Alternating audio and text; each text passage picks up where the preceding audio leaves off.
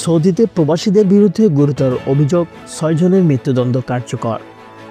Saudi আরবের দাম্মামে মাদক চোরাচালানের অভিযোগে ৬ প্রবাসীর মৃত্যুদণ্ড কার্যকর করা হয়েছে। ২০২৪ সালে মোট ৩৩৮ জনের মৃত্যুদণ্ড কার্যকর হয়েছে বলে সূত্রে জানা যায়।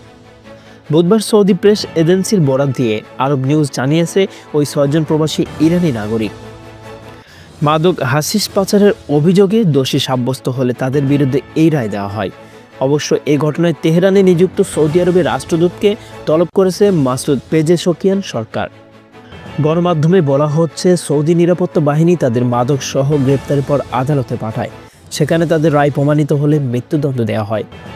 এ রায় আদালত থেকে আপিল পরেও বহাল থাকে এবং রাজকীয় আদেশে তা কার্যকর করা হয়।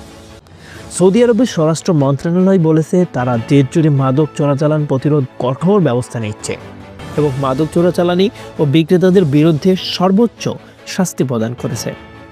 ২০২৩ সালে উপসাগরীয় অঞ্চল এই দেশটির কর্তৃপক্ষ বহুল আলোচিত মাদক বিরোধী অভিযান শুরু হয়। ওই সময় ধারাবাহিক অভিযান চালিয়ে শত শত মানুষকে গ্রেপ্তার করা হয়। ২ বছর আগে মাদক চোরাচালানের অভিযোগে মৃত্যুদণ্ড কার্যকরের উপর স্থগিতাদেশ প্রত্যাহার করে নেওয়ার পর থেকে দেশটিতে পাচারকারীদের মৃত্যুদণ্ড কার্যকর বৃদ্ধি পেয়েছে। সংবাদের এ পর্যন্তই। পরবর্তী নিউজ আপডেট পেতে আমাদের সাথেই থাকুন। ধন্যবাদ।